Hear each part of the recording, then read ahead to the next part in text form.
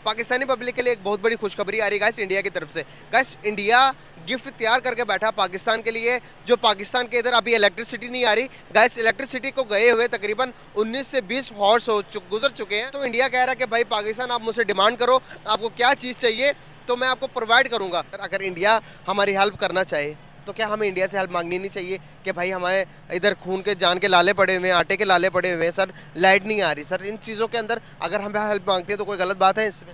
और इंडिया के साथ रिलेशंस का बेहतर होना बहुत ज़रूरी है हमारे इकोनॉमिक सर्वाइवल के लिए। नहीं की ज़रूरत है। एक पर्सनल क्वेश्चन पूछूंगा, आपने कहा कि कश्मीर का मसला बहुत क्रिटिकल है सर, अभी हमारे हालात हैं कि हम कश्मीर को भी लाके अपने साथ मर्ज कर सकते हैं?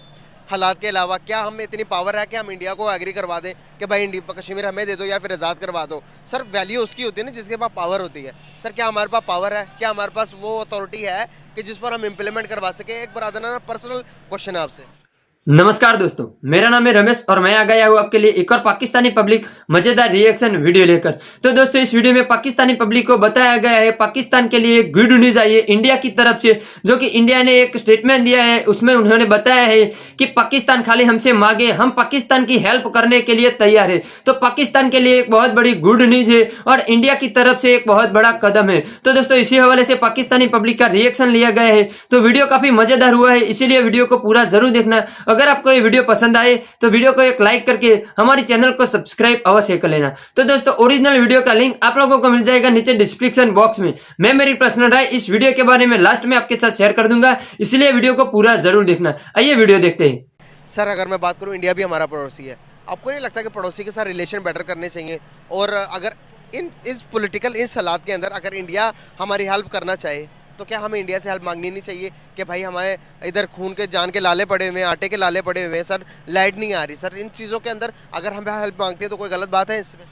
देखें, जो इंटरनेशनल रिलेशन या पॉलिटिकल साइंस के जो थिंकर्स हैं ना, वो ये कहते हैं कि कोई भी नेशन जो है ना वो पावरफुल नहीं हो सकती अनलेस के उसके जो रिलेशंस हैं ना अपने नेबर्स के साथ वो फ्रेंडली ना हो। ठीक है, मिसाल के तौर पर इंडिया बहुत बड़ी इकोनॉमी है, चाइना बहुत बड़ी इकोनॉमी है और दोनों हमारे नेबर्स हैं। इनकी आपस में आई थिंक के if I am not wrong के $650 बिलियन US की इनकी आपस में म्यूचुअल ट्रेड है और उसमें हमारा जो चंक है वो 1% भी नहीं है। तो अगर हमारे दोनों चले, चाइना के साथ तो हमारे अच्छे रिलेशंस हैं लेकिन उन रिलेशंस को हम सही तरह यूटिलाइज़ नहीं कर पा रहे। ठीक है, उसके बाद आप देखें कि सी पैक जो है ना ये तब तक कामयाब नहीं हो सकता जब तक कि हम जो है ना अपने नेबर्स को इंगेज ना करें इस एक्टिविटीज़ के अंदर। इस जो इकोनॉमिक कॉरिडोर हमने बनाया तो ईरान के साथ, चाइना के साथ तो अनफॉर्चुनेटली ठीक है रिलेशंस, अफ़गानिस्तान, ईरान और इंडिया के साथ रिलेशंस का बेहतर होना बहुत ज़रूरी है हमारे इकोनॉमिक सर्वाइवल के लिए। सर ईरान के साथ आपको लगता है कि हमारे रिलेशंस बहुत अच्छे हैं? अफगानिस्तान के साथ हमारे रिलेशंस बहुत अच्छे हैं आप कह रहे हैं, ये आप कितने श्योरिटी? मेरा ख्याल है कि ना तो अफ़गानिस्तान के इस टाइम आपको पता है कि जो रिसेंट जो वेव है एक टेररिस्ट अटैक्स की, उसमें जो जो बेसिकली जो हमारी जो स्टेट है वो भी ये कह रही है कि अफ़गानिस्तान की जो है ना वो सॉइल यूज़ की जा रही है। उसके बाद ईरान के साथ भी हमारे को अच्छे रिलेशंस नहीं है। उसमें एक फैक्टर जो है ना वो US सैंक्शंस का भी है कि हम जो है ना उनके साथ जो है ना डॉलर के अंदर ट्रेड नहीं कर सकते। लेकिन उसका अल्टरनेटिव हमने एक रिसेंटली उनके साथ एग्रीमेंट भी किया है बार्टर सिस्टम का, कि हम उनसे चीज़ें लेंगे और रिटर्न चीज़ें ही देंगे उनको। तो उसमें मेरा हाल है कि बहुत इम्प्रूवमेंट की ज़रूरत है और सिक्योरिटी इश्यूज़ भी काफ़ी हैं जिनकी वजह से जो है ना हमारे रिलेशंस बेहतर नहीं हो पा रहे। तो हमें बहुत स्ट्रॉन्ग फॉरेन पॉलिसी और एक अच्छी डिप्लोमेसी की ज़रूरत है इन सारे रिलेशंस को बेहतर करने के लिए। इंडिया को बहुत ज़्यादा ज़रूरत है इंगेज करने के लिए और हम जितनी ज़्यादा ट्रेड करेंगे ना ये हमारे पॉपुलेशन को बहुत ज़्यादा, आम लोगों को बहुत फ़ायदा होगा अगर इंडिया के साथ अच्छी ट्रेड रखी जाए। सर जितना को मेरी नॉलेज है हमेशा से उनकी तरफ से पहल होती है हर चीज़ के लिए। अभी कोरोना आया, कोरोना में हमने कहा कि ऑक्सीजन ले लो, लेकिन उन्होंने भी बहुत चीज़ों की ऑफ़र करवाई लेकिन हमने रिजेक्ट कर दी। अभी जो उनसे क्राइसिस चल रही है वहाँ से वो कह रहे हैं कि आप डिमांड करो, हम आपको प्रोवाइड करते हैं। हमें कौन सी चीज़ ऐसी कि जो रोकती है डिमांड करने से? मतलब कोई कोई बड़ी बात तो नहीं, कोई गलत बात तो नहीं, पुराने जो हो चुका है उसको बोलकर आगे एक नई शुरुआत करने का टाइम आया कि नहीं आया? ये बात आपकी बिल्कुल ठीक है। असल में जो मेन फैक्टर है ना जिसकी वजह से हमारी लीडरशिप थोड़ी रिलक्टेंट है वो है कश्मीर इशू। 2019 के अंदर उन्होंने जो स्पेशल स्टेटस था कश्मीर का उसको एब्रोगेट कर दिया, तो उस वजह से हमें जो है ना वो एक अग्रेसिव रिस्पांस शो करना पड़ा हमारी जो इधर स्टेट इंस्टीट्यूशंस हैं उनको। तो ये कश्मीर का इशू एक बहुत मतलब पुराना इशू है और बहुत क्रिटिकल है इंडिया पाकिस्तान रिलेशंस के अंदर, लेकिन मेरा ख्याल है कि इसको ज़रा अपनी जगह पर इंडिपेंडेंटली डील करने की ज़रूरत है। एक पर्सनल क्वेश्चन पूछूंगा, आपने कहा कि कश्मीर का मसला बहुत क्रिटिकल है सर अभी हमारे हालात हैं कि हम कश्मीर को भी लाके अपने साथ मर्ज कर सकते हैं, हालात के अलावा क्या हमें इतनी पावर है कि हम इंडिया को एग्री करवा दें कि भाई इंडिया कश्मीर हमें दे दो या फिर आज़ाद करवा दो? सर वैल्यू उसकी होती है ना जिसके पास पावर होती है। सर क्या हमारे पास पावर है, क्या हमारे पास वो अथॉरिटी है कि जिस पर हम इम्प्लीमेंट करवा सके? एक बरादराना पर्सनल क्वेश्चन है आपसे।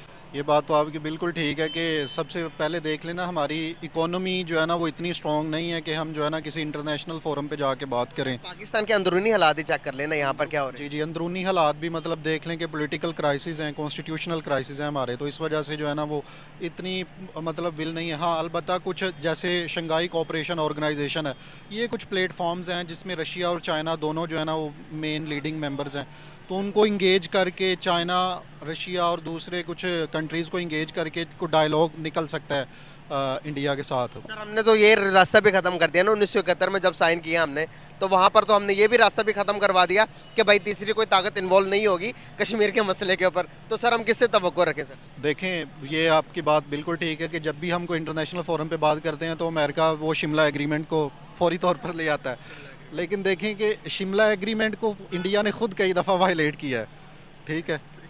तो आप हंस रहे हैं, इसके पीछे क्या वजूहत है?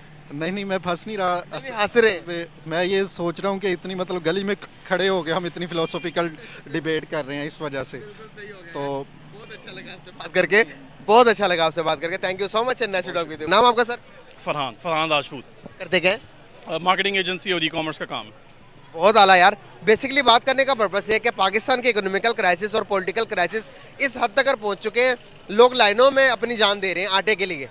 आटे का बहरान। हम कहते हैं कि पाकिस्तान एक ज़रूरी मुल्क है, अपनी ज़रूरियात की कमी भी नहीं पूरा कर पा रहे हो ज़रूरी मुल्क से, फिर हमने और क्या हासिल करना है यहाँ से? यार आई थिंक सबसे बड़ी वजह यही है कि हमारी जो क्या कहते हैं ना आप, जो लॉबी है जो कंट्रोल करती है सारा, वो end of the day reserve करते हैं ना, वो मेजर इफेक्ट तो वही हो जाता है। उसकी वजह से वो लोग पैसे बनाने के पीछे भागते हैं, ज़रूरत पूरी करने के पीछे नहीं भाग रहे एंड ऑफ द डे।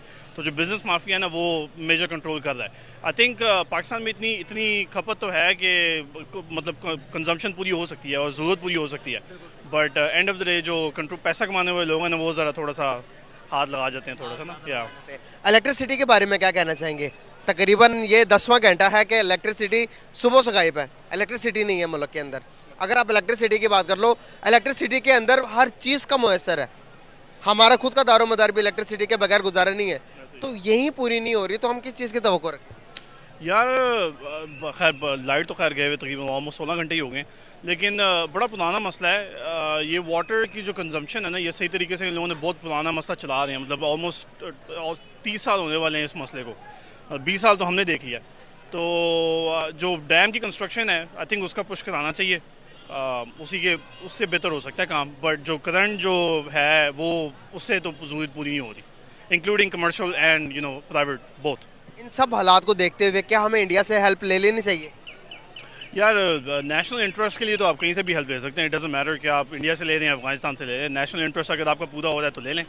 लेकिन तो फिर इन सब बातों को मद्देनजर रखते हुए लोग यहाँ पर भूखे मर रहे, हम एक मसला कश्मीर को लेके बैठे हुए हैं। सर मसला कश्मीर का अगर आप देखेंगे तो वहाँ पर जो उनकी कश्मीर है 25 रुपये आटा और यहाँ पर 150 रुपये 180 रुपये किलो मिल रहा है, तो वो 150 को वो 25 रुपये को छोड़कर 180 के पीछे आएंगे। यार मसला कश्मीर इंडिया की वजह से थोड़ी, मसला कश्मीर तो यूरोप की वजह से है ना। यूरोप की वजह से कैसे? क्योंकि जब इन्होंने सब कॉन्टिनेंट बनाया तो इन्होंने कश्मीर को आज़ाद नहीं किया, end of the day politics तो वहाँ पे हुई है ना। तो इन लोगों ने जोन छोड़ दिया है ताकि आगे जाके लॉन्ग ऑन गोइंग मसला रहे, तो जो मतलब 75 साल और 80 साल हो गए इस बात को। तो बट जहाँ तक रही बात प्राइसेस की, वहाँ पे end of the day corruption का मसला कम है क्योंकि वो कंट्रोल करते हैं और माफिया जो है वो कम है। यहाँ पे थोड़ा सा ज़्यादा है, बात वही आ जाती है कि यहाँ पे पैसा कमाने के लिए लोग ज़्यादा भागते हैं, ज़रूरत के लिए कम है, तो इस वजह से फ़र्क आपको नज़र आता है बहुत ज़्यादा। वो हमसे ज़्यादा डेवलप है हमारे पड़ोसी। अगर आप बात करें अफगानिस्तान के, बांग्लादेश की, ईरान की, किसी भी कंट्री की बात करेंगे, हमसे ज़्यादा डेवलप है वो। क्या स्पेशल बात है उनमें और क्या हमें सीखने की ज़रूरत है? यार एजुकेशन का मेजर जो फैक्टर है ना वो ख़राब है हमारे। आपको देखो कि एजुकेशन जो है वो रटा सिस्टम है, पुराने से वही से चलता आ रहा है। तो ज़मींदार जो है वो ज़राअत कंट्रोल करता है। आपको बैचलर्स लेके कभी भी कोई बंदा ये नहीं कहता कि मैं फार्मर बन जाऊँ जाके, राइट, वो कभी नहीं हो सकता। तो ये जो है ना इसकी वजह से अगर आप पुश करें ना फार्मिंग को, तो आपकी ज़मीन इतनी है कि आप अपनी कंजम्पशन पूरी कर सकते हैं। लेकिन ये है कि एजुकेशन सिस्टम की वजह से जो है ना मार खा गए हैं। वहाँ पे आप देखें कि वो इंडिया जो है वो मेजर रोल प्ले कर रहा है इकॉनमी में इस वक्त, क्योंकि वो उन्होंने एजुकेशन में इन्वेस्ट किया पिछले 30 साल में। तो आज आप देख लें उसका रिजल्ट आपके सामने ही है। पड़ोसी के पास बिजली की कोई कमी नहीं है, इलेक्ट्रिसिटी की कोई कमी नहीं है, गंदम की कोई कमी नहीं है, अपने ज़रूरियात को पूरा करने के बाद अदर कंट्रीज़ को एक्सपोर्ट कर रहे हैं। वो उन्होंने क्या चीज़ को अपना लिया है सर, जो कि हमें अपनाने की ज़रूरत है। हम तो यहाँ से बड़ा कहते हैं कि हम इंडिया को कुछ नहीं समझते, इंडिया वाले कुछ भी नहीं है। लेकिन अगर हकीकत में देखते हैं, अगर आप इकोनॉमी को देखेंगे तो वो हमें कुछ नहीं समझते, वो हमें किसी भी खाते में नहीं लेते। या बातें करने से कुछ होगा या फिर प्रैक्टिकल करने की ज़रूरत है हमें। या उनके पास जो सबसे बड़ी चीज़ है वो दो चीज़ें हैं। एक तो लॉजिस्टिक्स का उनको सिस्टम जो है ना उन्हें समझ लिया है, उनको पता है कि भाई किसने क्या काम करना है और हर बंदा जो है ना अपनी जिम्मेदारी पूरी कर रहा है। यहाँ पे मसला ये होता है कि हर बंदे को अपना काम कराने के लिए जो है ना आपको एक तो उसकी सैलरी भी है, उसको ऊपर से उसको आपको खर्चा भी देना पड़ता है, तो करप्शन आती है बीच में। और दूसरा ये कि वो लोग, मेरी बात वही है कि भाई ये लोग एजुकेशन में बहुत ज़्यादा बिलीव करते हैं। अब हमें देखा है कि यूएस में भी जो हमने देखा है ना कि जो कम्युनिटी आती है वो जो है ना एजुकेशन के पीछे बहुत भागती है। तो सेम थिंग इंडिया में भी है। और एजुकेशन भी वो नहीं जो हम यहाँ पे, उनका एजुकेशन सिस्टम बहुत डिफरेंट है हमारे से। वो लोग प्रैक्टिकल लाइफ में जो है ना ज़्यादा इस वक्त लेके जा रहे हैं अपनी एजुकेशन सेक्टर को, कंपेयर टू अस के भाई जिसमें हम एक ही चीज़ बार बार जो है ना वो सेम डाटा सिस्टम जो लग के आ रहा है। तो दोस्तों उधर होता है वीडियो खत्म। दोस्तों पाकिस्तान के दो ऐसे पहले बंदे थे जो कि एजुकेशन लग रही थी, इन दोनों में दिख रही थी एजुकेशन, वरना तो पाकिस्तान का पूरा पाकिस्तान ही अनपढ़ ही है। तो दोस्तों क्या आपको लगता है कि इंडिया को अगर पाकिस्तान हेल्प मांगता है तो इंडिया को हेल्प पाकिस्तान की करनी चाहिए या नहीं? आप क्या रखते हो इस पर राय? आप अपनी राय में नीचे कमेंट करके हमारे साथ जरूर शेयर करना। और दोस्तों बात करें पाकिस्तान की, तो पाकिस्तान की जनता तो चाहती है कि इंडिया के साथ हमें ट्रेड करना चाहिए और इंडिया जो हमें हेल्प करना चाहता है वो हेल्प हमें इंडिया से लेनी चाहिए। मगर पाकिस्तान के कुछ नेता और गुंडा लोग हैं जो कि पाकिस्तान अगर इंडिया हेल्प कर देगा तो हमें कश्मीर देना पड़ेगा, इसी हवाले से कुछ लोग हेल्प चाहते नहीं है इंडिया से लेना। मगर बात करें पाकिस्तान की एजुकेशन की, तो वो भाई बात कर रहा था कि पाकिस्तान में जिस तरह की एजुकेशन चल रही है वो इंडिया हमसे बहुत अलग एजुकेशन चल रहा है। क्योंकि दोस्तों बात करें पाकिस्तान की, तो पाकिस्तान में जो एजुकेशन चल रही है वो वही एजुकेशन चल रही है जो पहले के जमाने में थी, वही के वही एजुकेशन अभी रिपीट होके वही की वही चली आ रही है। और इंडिया की बात करें तो इंडिया में हर साल बुकें बदली जाती है और हर साल एक नई बुक आती है जो कि हमें अच्छी एजुकेशन देती है और अच्छे सीखने को मिलती है।